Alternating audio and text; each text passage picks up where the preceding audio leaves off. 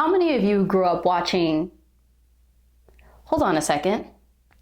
This doesn't feel quite right. Much better now. Let's try it again.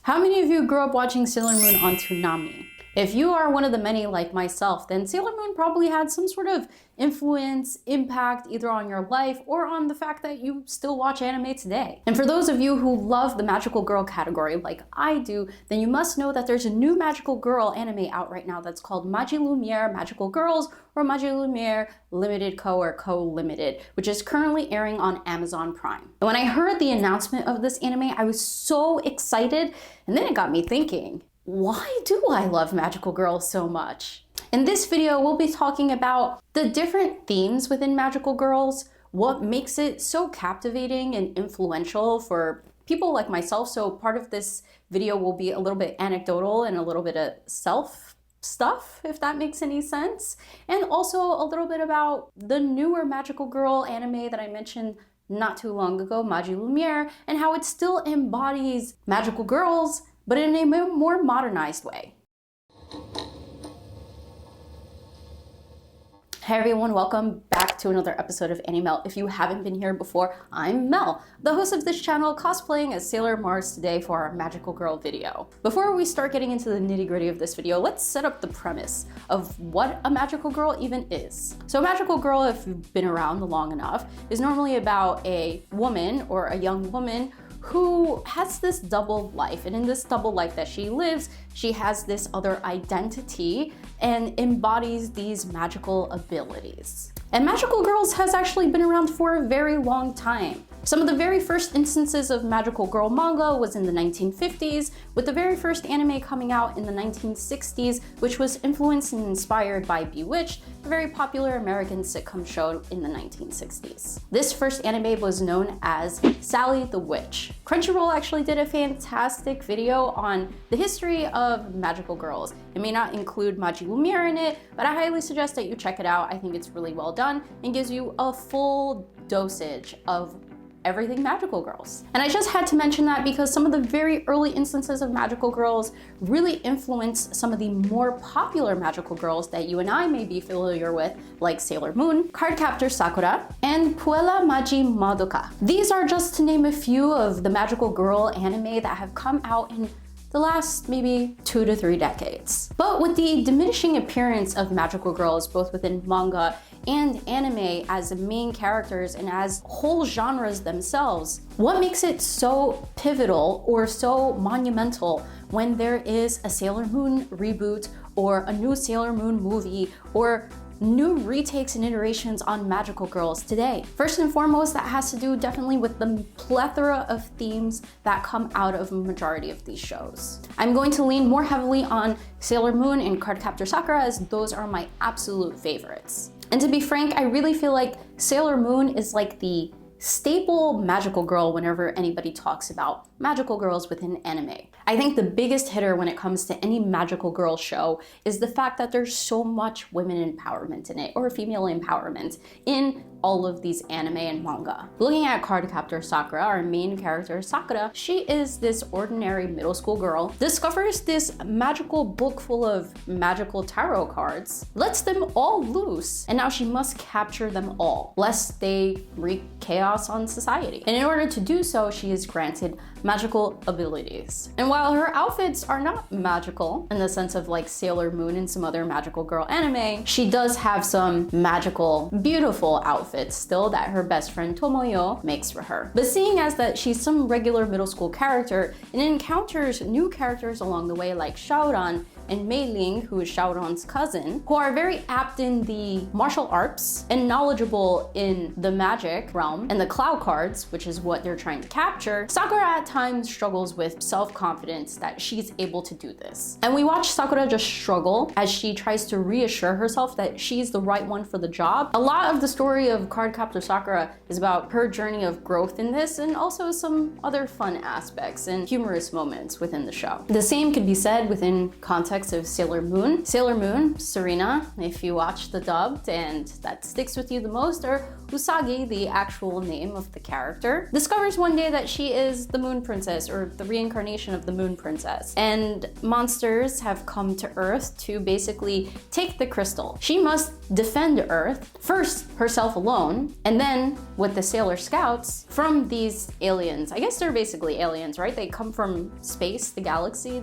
the other parts of the universe. And when we get introduced to her, we get introduced to the side of her that makes you think, is she really capable of doing this? But when it comes to the hard moments, Usagi really does show up, not only for the job as Sailor Moon, but also for her friends. There's always this triumphant moment after really down times that the anime and the manga really hones in on. And if you genuinely grew up as an identifying woman, or perhaps you just identified with the characters within Sailor Moon, it felt very moving to see these characters overcome their struggles, both personal struggles and Sailor Scout fighting struggles. And as a young girl, it was very impressionable on me because it really started to create this idea that I can really do anything I want to do if I put my mind to it. Sure, things will be hard. Sure, I may not like every situation I come across. And sure, I may have to struggle alone at times. But finding the empowerment within myself and the empowerment around me, because having that right system of friends is really important, you can conquer anything. Obviously, the messaging is very loud and clear when it comes to these shows. And it's something that's kind of like, duh,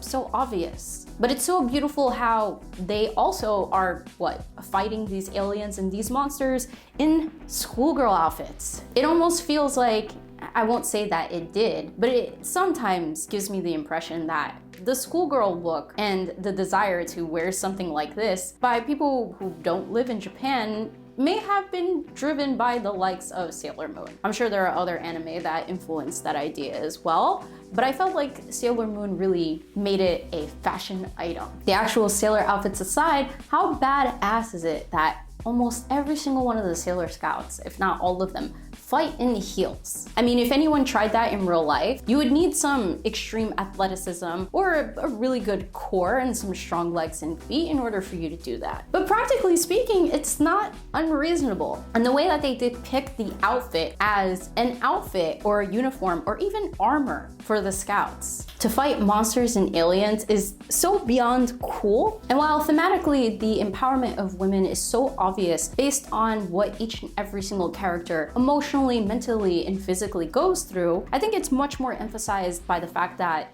they do it in outfits like these. Practically speaking, doesn't sound very feasible. Imagine running and jogging in heels and kicking in a dress. Yeah, sounds kind of hard. But the fact that it is depicted in that manner continues to fuel the conversation or fuel the concept of female empowerment, because something like this where you perhaps see a woman dressed like this and you may think maybe they're not in the best position to fight somebody on the street. But Sailor Moon and the Sailor Scouts prove us wrong every single time. And it changes kind of like your perception on what the outfits even mean and what an empowered woman looks like, because they could look like anything. And Sailor Moon really nails that and hammers it home. Now, for a 5 to 10-year-old girl, let's just throw that range there, I will say that at the time, the best part for me was the transformations and the outfits. Yes, we talked about the outfits a little bit already, especially the Sailor Scout uniforms and what they represent in terms of women empowerment, but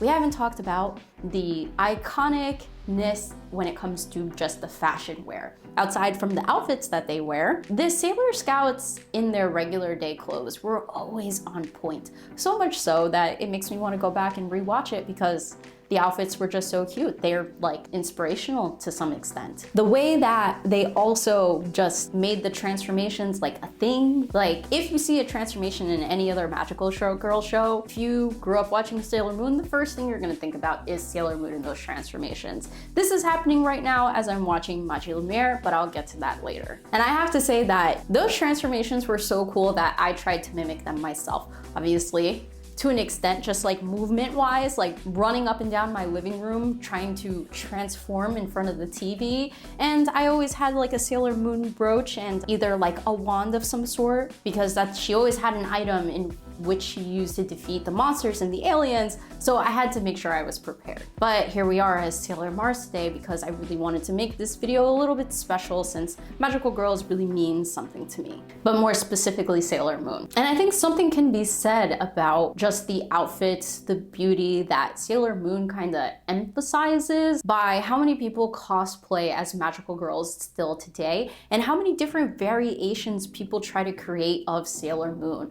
Like I've seen ethnicity and nationality types of cosplay, like retweaking the Sailor Moon outfit, gender bending of Sailor Moon. It is so phenomenal how much of an impact it's had on the anime community. And while the transformations is not necessarily a thing that is in Cardcaptor Sakura, since her outfits are created by her best friend Tomoyo, there is still an emphasis on the looks and the fashion and just being cute. The attention to wardrobe detail, especially since in anime, oftentimes characters don't change clothes as often, really pulls in a different type of audience that just appreciates that type of nuance. It adds that additional glamour to what is magical girls. But how could we not mention the different types of love that is depicted in magical girls anime? I'm not just talking about romantic love, I'm also talking about platonic love, and I'm talking about self-love. I mean, first let's talk about romantic love because that's the easiest part. For many of those who have watched Sailor Moon, everyone can remember that awkward cousins moment, right?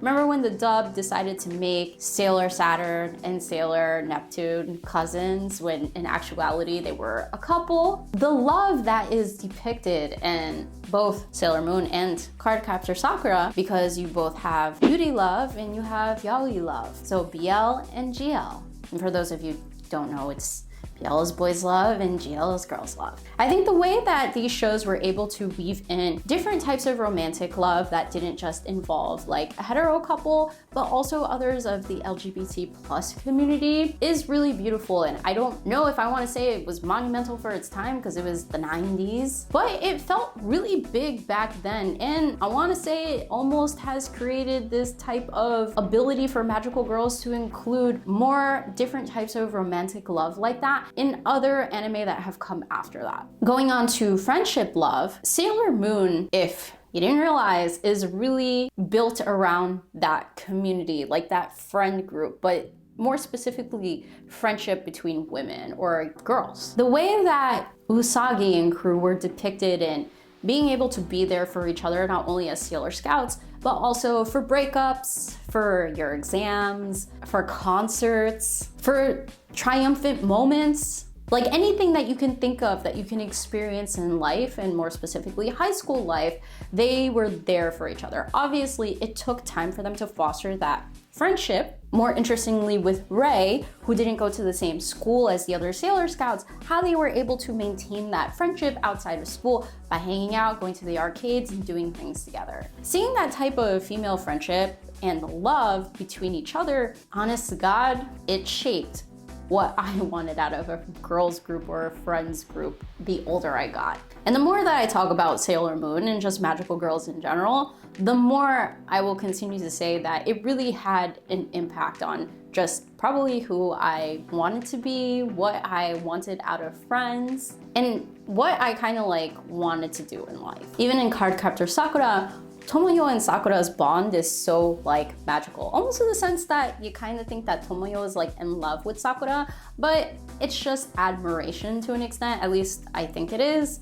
And the type of friendship and bond that they have, it's like so cute, obviously because they're middle schoolers, but it's also so beautiful how they complement each other. They're very contrasting different characters and people in the anime, but the way that they're able to just be friends is like, it makes you want to weep a little bit inside, doesn't it? Any scene, I think, within both of the anime where there was this moment of like love expression between any of the friends or any of the scouts or between Tomoyo and Sakura, I have cried. The way that they create these emotional moments between each other and the love that they share is I don't think I have any more words to describe what I think it is, but you get what I mean. And then there's self-love. Self-love is often depicted in the way within Sailor Moon specifically, where we often get to see these different sides of them. We get to see their greatest strengths, how charismatic they are, how great they are, how strong they are, how beautiful they are, but we also get to see their weaknesses.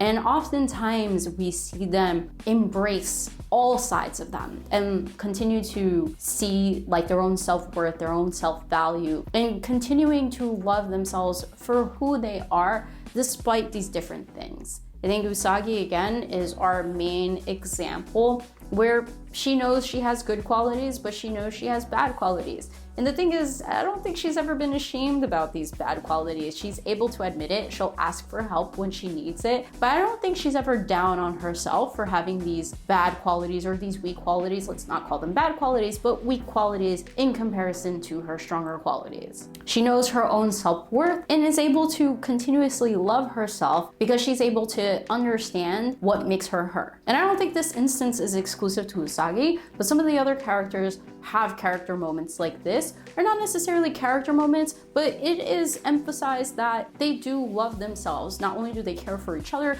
but they care for themselves. I would say the way love is depicted in Sailor Moon more specifically is something that is of equal level to the empowerment of women that we see within Magical Girls. And the last thing I'll touch upon is identity. The great thing about Sailor Moon is that you have so many different characters and they have so many different identities. They make them all so different and unique. And if you grew up in the 90s, your mom probably wanted you to do like ballet or like gymnastics or something along the lines that included wearing dresses and stuff like that. And while in Sailor Moon, they wore dresses and they had different types of interests that didn't necessarily confine to like these societal identities for women, all I really wanted to do was play soccer. And I definitely will say that obviously that was influenced by other external factors, but the characters in Sailor Moon, and I want to say more specifically Sailor Jupiter and Sailor Uranus, made me really feel like I didn't need to confine to any of these societal ideas. Each of these different characters is a different embodiment of a woman,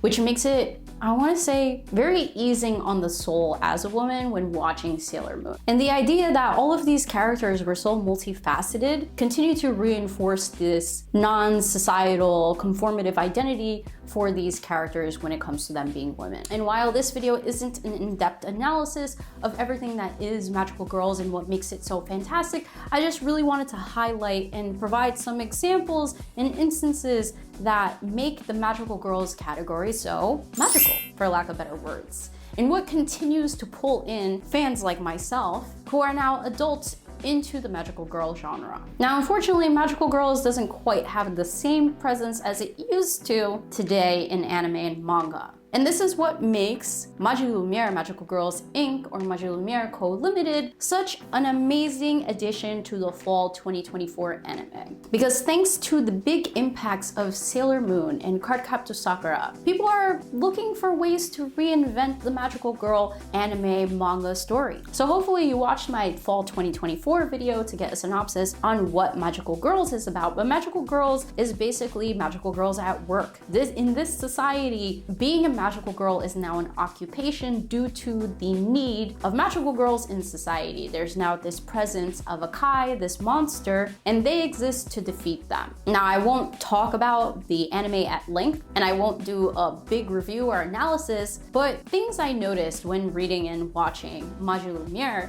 is that it continues to embody some of the same themes that I mentioned earlier, or same captivating aspects within Magical Girls in this anime, despite it being created in 2024. And if you're a Magical Girl fan, grew up on Sailor Moon, Cardcaptor Sakura, I highly suggest you check it out because they still have the same beautiful, or not same beautiful, but same transformations that we all love when we watch Sailor Moon, but in a different, more modernized way. This time in Magilumiere, the way a transformation is depicted is very reminiscent of Sailor Moon, but the way that it's activated is via their work badges. because you wouldn't be an official working magical girl if you didn't have a work badge that also created your transformation. And I would say the transformations are a parody of sorts, because when watching Sakuragi Kana, or Kanachi, who's one of the characters or the main character of Magilumiere, her transformation is giving Sailor Moon vibes. She's got the pigtails,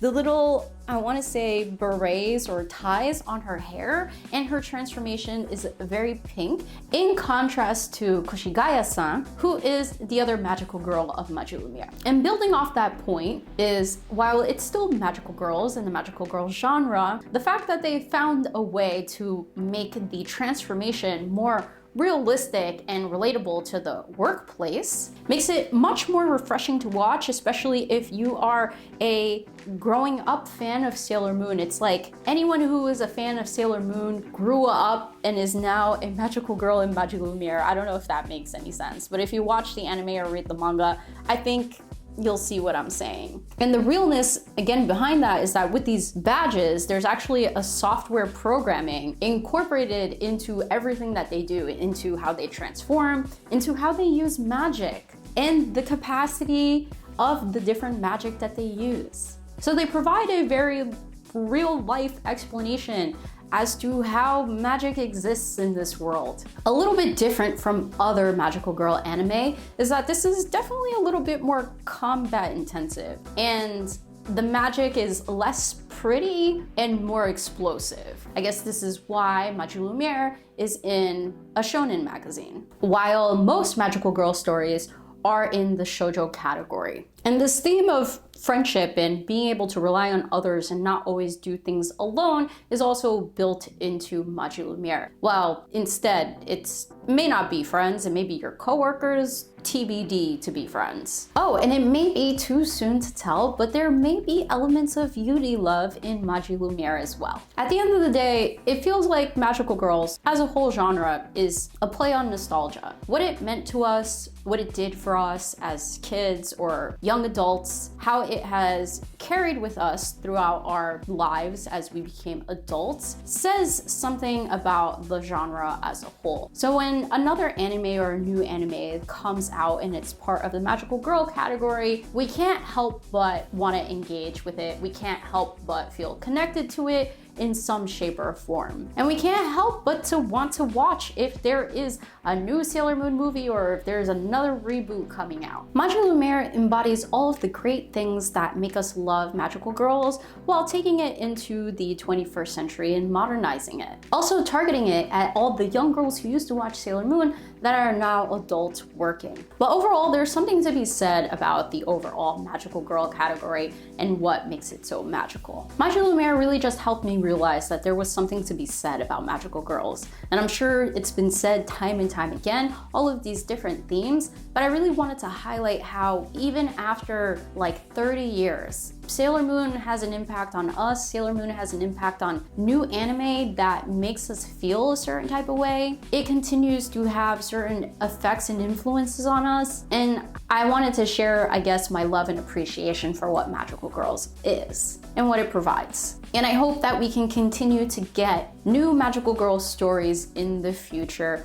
thanks to our fan favorites from decades ago. Hopefully you enjoyed this video. This video is kind of like my love letter to magical girls. What I love about it, what I think is so impactful, and what I think continues to draw us back to it. What makes it so nostalgic, basically. However, that's gonna do it for me. Thank you so much for joining as always. If you are not already subscribed to my channel, make sure you subscribe. And if you enjoyed this video, make sure you like, comment below with your thoughts, and share with a friend if you enjoyed it that much. I'm Mel, the host of Animel, and I will catch you all on the next one. And I'm going to get out of this outfit. All right, bye.